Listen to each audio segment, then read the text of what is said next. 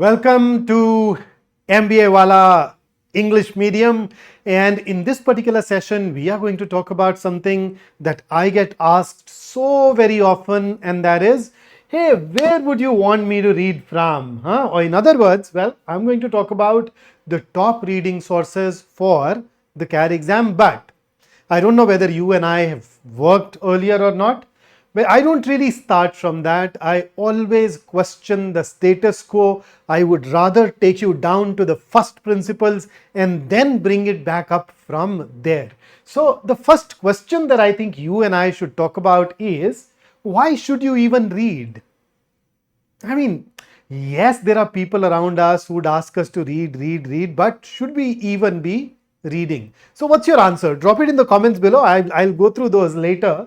But then I think at the end of the day, whatever answer that you offer or come up with is going to be some variation of reading comprehension.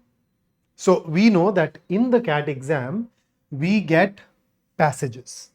For the last few years, we get exactly 16 questions, which basically makes it around 25% of the entire exam. Maybe even higher, because apart from these 16, when you look at those other 8 questions of verbal ability, well, comprehension is definitely a significant contributor to those as well. And I can't tell you how many times I sit down and talk to my team members who teach data interpretation and logical reasoning, who teach quantitative aptitude, where we sit down and we discuss the language of a question threadbare. What do we mean when we say that it is y times as much in 23 as it was in 25? Right? So things like those. And even that bit, all those word-based problems of quant, all those puzzles of logical reasoning, even they benefit from superior comprehension skills. And that's what our aim is. So something which is contributing approximately 25% to the exam directly, and maybe almost 35-40% to the exam indirectly, is going to be important. Now, yeah, it is important, but in reading comprehension, is it necessary for you to read? Can't you just attempt the RC passages every day, maybe multiple passages every day, combine that with the mock tests later and excel? Well, let's break that down. So when it comes to reading comprehension, your excellence here requires developing certain skills. Of course, skills are not the only thing. There are other things that we can go ahead and talk about. But it definitely is something that benefits tremendously from skills. So what kind of skills? I think one of the things that I teach people that I work with is that they need to increase their reading speed.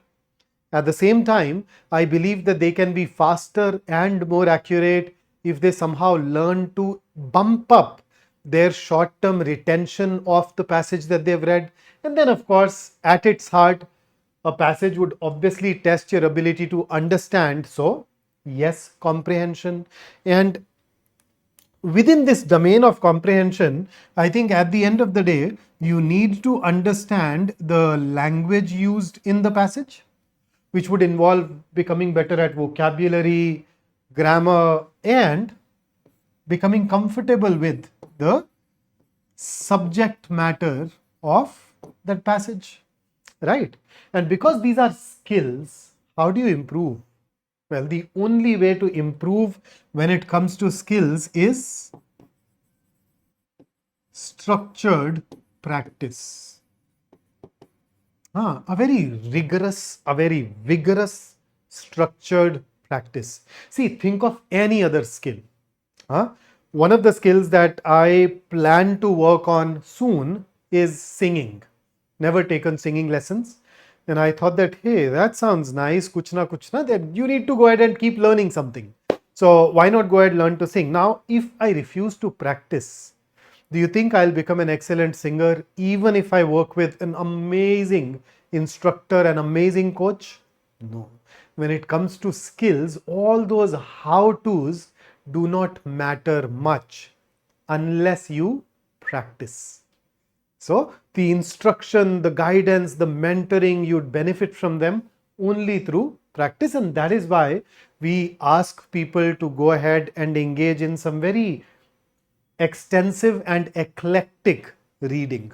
And this automatically then translates to, or in fact morphs into the next question, which is, so what should you read? Okay, now that you know we should be reading, what exactly it is that we should be reading? So let's be practical. You and I, our goal is to go ahead and get an amazing, sensational score in the CAT exam, right? So we would ideally want to tap those kind of things for our reading which are the most relevant for the CAT exam. Or in other words, I want you to read texts that come really close to the content of the passage. So what kind of things do we get in the passage? So I'd say there are two distinct aspects that we can focus on. So your passage would typically have a genre, which area, which topic, which subject it belongs to. And the other one will be source. And the source would also go ahead and talk about the kind of language that is used, the kind of word selection that is adapted by the author while writing it. So genre and source, these are the two things that you and I would of course then want to go ahead and focus on. So what kind of genres do you think the passages in the CAT exam are created from? Take a guess. Think of those 1, 2, 3, 4 things that you think the passages can be taken from. In fact, if possible, start writing those things down. Now, chances are, I'm not able to see your answers, but chances are whatever you say is going to be right.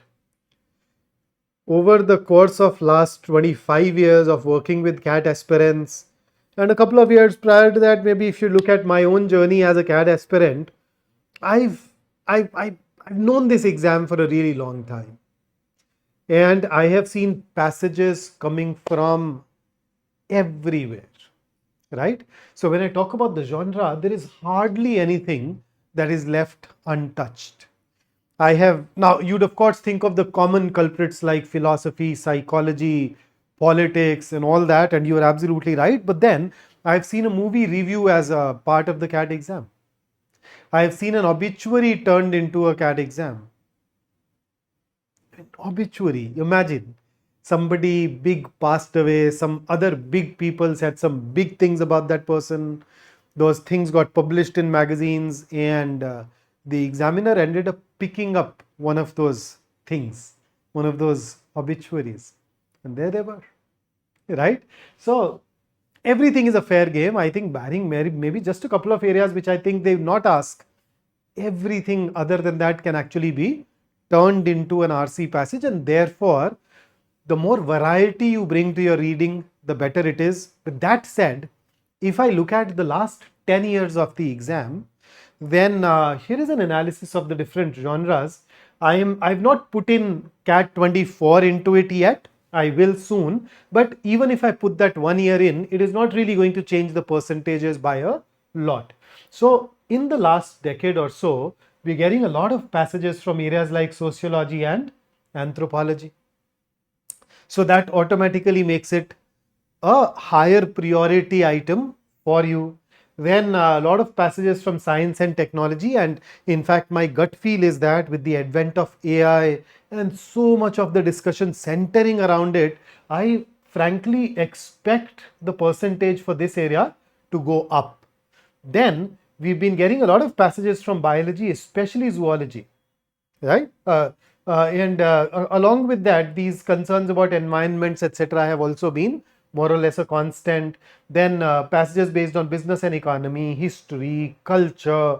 Now look at philosophy and psychology.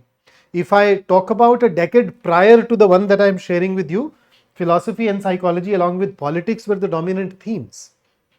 Okay, so you still get those. And then of course there are a lot of other passages that you can go ahead and talk about. There are passages that have appeared only once or twice, so I'm skipping those except for maybe politics and culture.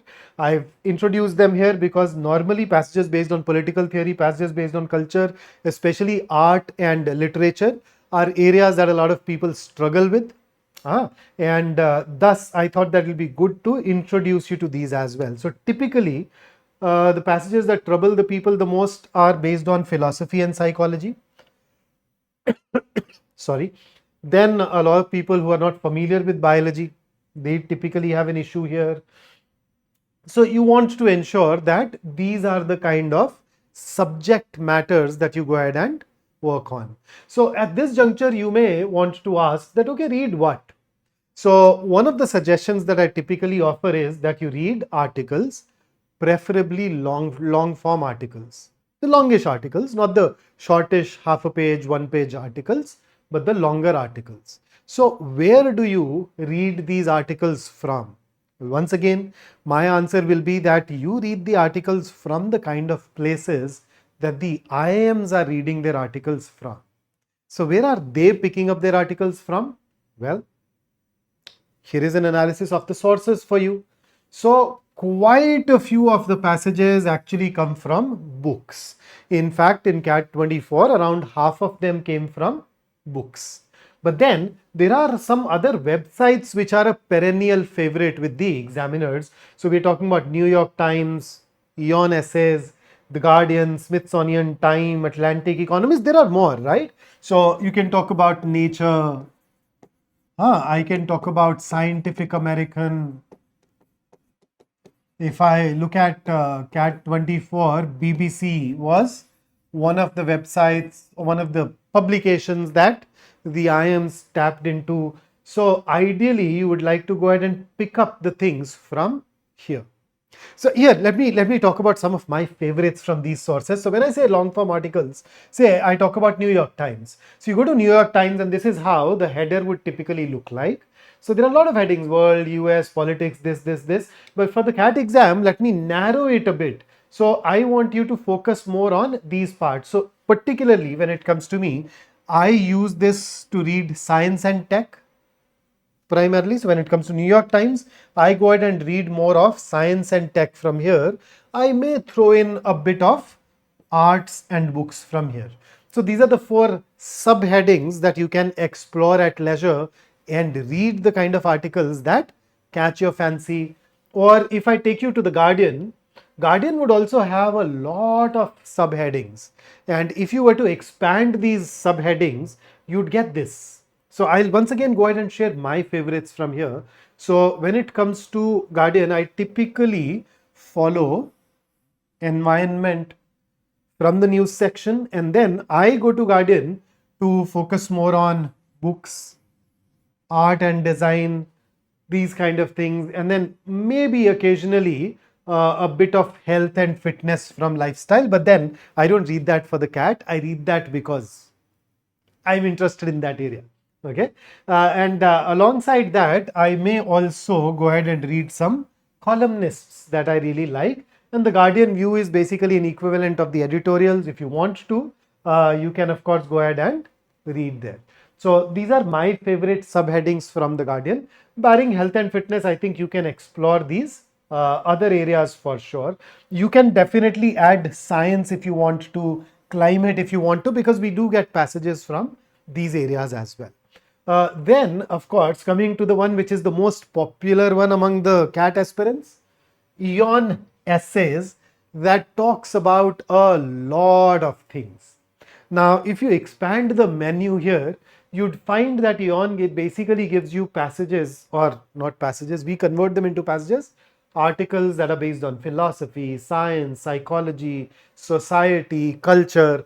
So when it comes to this, remember when you look at society and culture, all those sociology based passages, art based passages, some part of anthropology gets covered here, then you can definitely pick up your dose of philosophy from here. You can read up more on psychology from here. But the area that I like this the most for is their coverage of philosophy. Fabulous. If you expand it, you'd notice that they go on to cover every area of philosophy. Now, does that mean that you need to read every area? Well, not really. If I talk about the CAT exam, a lot of passages from philosophy actually come from epistemology. So I want you to read a little more of this.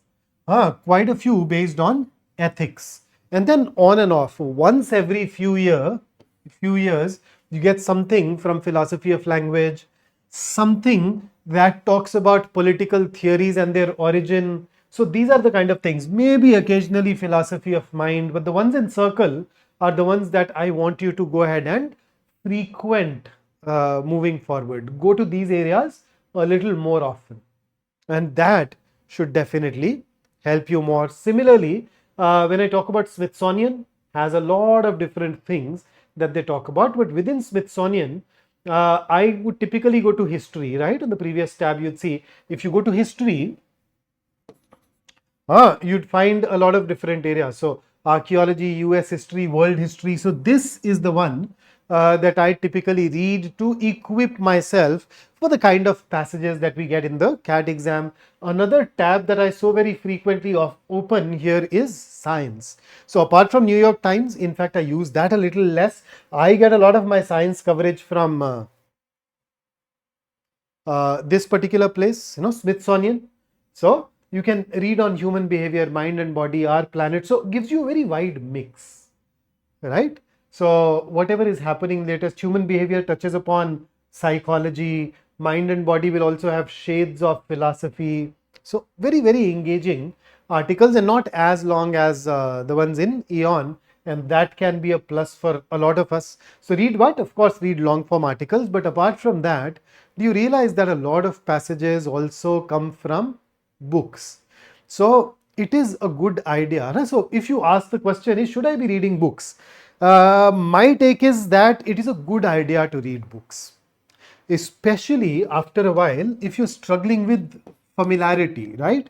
So you're attempting passages and you realize that there is a particular area that bothers you a lot. When the examiner creates a passage from that area, you tend to struggle, your accuracy drops down, you want to become familiar. So when it comes to familiarity, just pick up that subject matter and ask yourself one very simple question. And the question is, does this, where this refers to that subject area, so does this have its own specialized technical vocabulary, which is typically called what? Jargon. So does this area contain a lot of jargon? So if your answer is yes, then I'd definitely ask you to go ahead and read one or two introductory books from that area. On the other hand, if it is an area that does not really have jargon, then even if you don't read books, you stick to articles, maybe passages, I'd be fine with it. So in certain conditions, absolutely, yes, I would urge you to go ahead and read books, and I keep sharing book recommendations in my group on our channel. You can go ahead and tune into it in case you want my suggestions on what to read and what not to read. Just make sure that you keep letting us know, and I will keep sharing the text with you. But one question that I get a lot is that, sir, I'm a beginner, I'm not into reading, so what do you recommend I start from? So if you have time on your hand and you genuinely want to become a great reader, you want to become the kind of student that a professor in an IIM would love to have in the class, then I think you would do well to embark on this journey. Okay, so which books can you start with in that case? So here are the 6 books that I am recommending to you if you are a beginner. So go ahead and read these in the order listed, because as you proceed further, there is an added layer of complexity that I've added to it. Now here I'm giving you a beginner's list, but when it came to those websites, I did not give you a beginner's list. Now, why would I do that? So the idea is, why don't you go ahead and start reading those websites? If you are able to understand 70-80% of the article that you read there, maybe even 60%, then I would encourage you to stick to it. Besides, there is a wide selection. So Aeon can be challenging, but you may not find New York Times that challenging, right? So you can pick a source that is more appropriate for you. So I want you to read something which is a little beyond your comfort zone, and in case those magazines are not exactly your cup of tea right now, those websites that we talked about, in that case, it's okay. Just take a step back. How about reading a newspaper, particularly the editorial page? You're not comfortable with that either. Take a step back. We can suggest something which is easier than that too, and then you can gradually build your competencies. So in books, you can start from here. Even if you're into reading and you haven't read one of these books, I'd recommend that you go ahead and read that, and then we can build your ability from here, right? So think of it as a ladder, think of it as a process. When it comes to skills, you keep on working, and that's how you improve, because once you stop working, the skill also start getting diminished. One of the lines that you've probably heard me say earlier is that when it comes to skills, if you rest, you rust, and you don't want to be rusty, not when it comes to the exam, come to an exam like the CAT. So now you know that reading is important. You also know the kind of things that get asked in the CAT exam and the kind of subject matters and sources you need to tap. Start reading and move towards great scores. Before I sign out, here is something that I'd leave you with. So even if you find reading difficult today, remember, it's your effort that is going to make it easy. Life does not get easier or more forgiving. We get stronger and more resilient. So it's all about us. Put in those hours, become excellent, and command the RCs. That's it from me today. I'll see you in the next one. Take care.